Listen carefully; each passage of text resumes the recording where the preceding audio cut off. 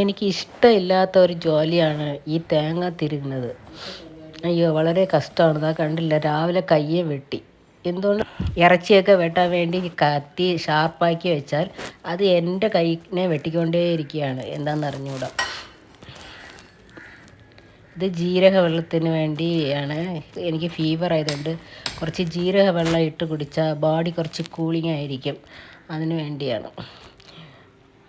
പിന്നെ ഈ തേങ്ങ ഒക്കെ കട്ട് ചെയ്ത് ഇങ്ങനെ തന്നെ എടുത്ത് നിങ്ങൾ ഫ്രീസറിൽ വെച്ചാലും ഒരുപാട് ദിവസം ഇരിക്കും. ഫ്രീസറിൽ വെക്കണം. അതിന് ഇല്ലെങ്കിൽ ഇങ്ങനെ പൊടിച്ച് നിങ്ങൾ ഫ്രീസറിൽ തന്നെ നിങ്ങൾ സ്റ്റോർ ചെയ്യണം തേങ്ങ.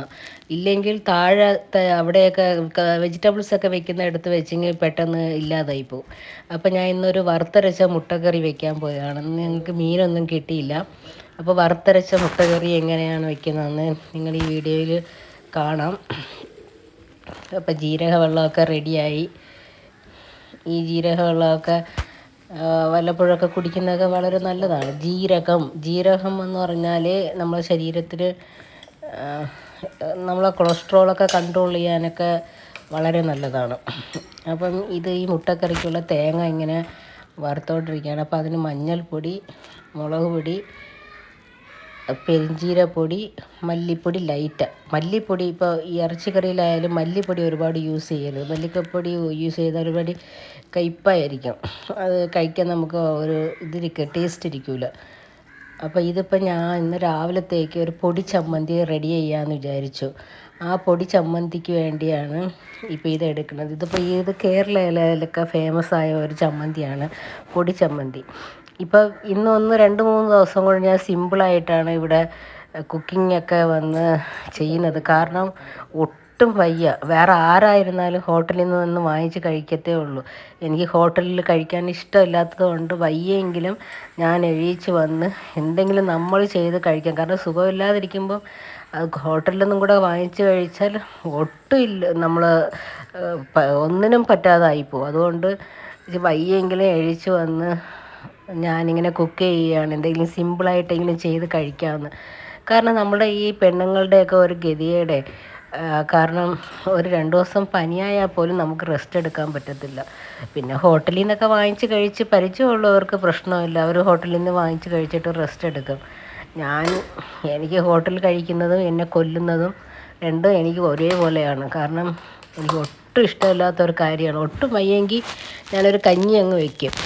പിന്നെ നമ്മൾ ഈ ഹോട്ടലിലെ ആഹാരം ഉച്ചയ്ക്ക് ഇപ്പോൾ രാവിലത്തെ ഭക്ഷണമൊക്കെ കഴിച്ചതിന് ശേഷം എല്ലാവരും വിചാരിക്കും, ഒരു മടി കൊടുക്കും. അപ്പോൾ ഉച്ചയ്ക്ക് ഹോട്ടലിൽ നിന്ന് വാങ്ങിക്കാമെന്ന് വിചാരിക്കും. ഞാൻ അതിനൊരു ട്രിക്ക് പറയട്ടെ. അതായത് നമ്മൾ രാവിലെ എഴുന്നേറ്റോണം തന്നെ ചോറ് അങ്ങ് വെക്കണം. ചോറ് വെച്ചെങ്കിൽ പിന്നെ അതിനുശേഷം നമ്മൾ ഹോട്ടലിനെ പറ്റി ആലോചിക്കത്തേ ഇല്ല. ചോറ് വെച്ചല്ലോ, അപ്പോൾ ഇനി ഏതെങ്കിലും ഒരു കറി വെച്ച് കഴിക്കാമെന്ന് പറഞ്ഞ് ഒരു കറി മേടിച്ച് ഒരു മുട്ടയും പൊരിച്ചെങ്കിലും നമ്മൾ കഴിക്കും. അതുകൊണ്ട് ഈ ടിപ്സ് നിങ്ങൾ യൂസ് ചെയ്ത് നോക്കുക. അപ്പോൾ ചായ അടുപ്പത്ത് വയ്ക്കുമ്പോൾ ചേർത്ത് ചോറും കൂടെ അങ്ങ് വയ്ക്കുക. അപ്പോൾ നമുക്ക് ഇച്ചിരി കഴിയുമ്പോൾ ആ മടി വന്ന് എങ്ങനെയും മടി വരും. നമ്മൾ ലേഡീസുകളല്ലേ, നമുക്ക് എന്തെങ്കിലുമൊക്കെ പ്രശ്നങ്ങൾ വരും, മടി വരും. നമ്മൾ എത്ര കാലം തന്നെയാണ് ഈ അരച്ച മാവിനെ അരയ്ക്കുന്നത് പോലെ ചെയ്ത ജോലി ചെയ്തുകൊണ്ടേ ഇരിക്കുന്നത്. ചില സമയത്ത് തോന്നും നമ്മൾ റാണി മാതിരി ഒരു ശോഭയിൽ അവിടെ ഇരിക്കാം, ആരെങ്കിലും നമുക്ക് ഭക്ഷണം കൊണ്ട് തന്നാൽ കൊള്ളാം എന്നൊക്കെ തോന്നും. അതുപോലുള്ളൊരു ജീവിതമൊക്കെ. പക്ഷേ അതൊക്കെ വെറും സ്വപ്നങ്ങൾ മാത്രമാണല്ലോ നമുക്കൊക്കെ.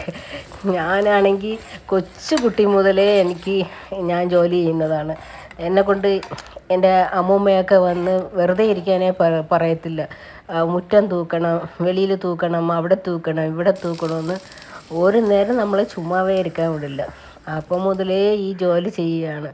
ജോലി ചെയ്ത് മടുത്തോയെന്ന് ചോദിച്ചാൽ മടുത്തില്ല. പക്ഷേ നമുക്ക് സുഖമില്ലാതെ ആകുമ്പോൾ ഒന്നിനും ഒരു ഇൻട്രസ്റ്റ് വരില്ലല്ലോ.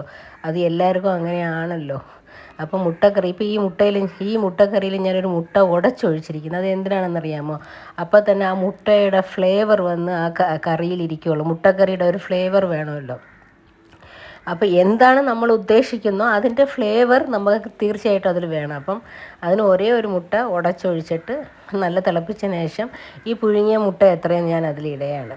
ഇതിപ്പം ഉച്ചയ്ക്ക് എടുത്തിട്ട് ബാക്കിയുണ്ടെങ്കിൽ രാത്രി ചപ്പാത്തിയുടെ കൂടെയോ ദോശയുടെ കൂടെയോ ഇഡ്ഡലിയുടെ കൂടെ എന്തിൻ്റെ കൂടെ ആയെങ്കിലും എടുക്കാം. നല്ല ടേസ്റ്റായിട്ടെടുക്കും. ഇതൊന്ന് പെട്ടെന്ന് നശിച്ചൊന്നും പോകില്ല. നമ്മൾ പിറ്റേ ദിവസവും കൂടെ വെച്ച് കൂടെ കഴിക്കാൻ പറ്റും. നല്ല ചൂടാക്കി വെച്ചിരുന്നാൽ മതി.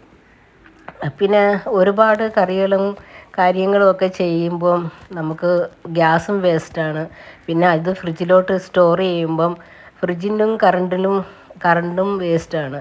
അതുകൊണ്ട് ആവശ്യത്തിന് കുക്ക് ചെയ്ത് ആവശ്യത്തിന് നമ്മൾ ഫ്രഷായിട്ട് തന്നെ കഴിക്കാം. പിന്നെ വേറെ എന്തൊക്കെയാണ് വിശേഷങ്ങൾ? നിങ്ങളെല്ലാവരും ഊണൊക്കെ കഴിച്ചോ? ഈ വീഡിയോകളൊക്കെ കാണുന്നുണ്ടോ?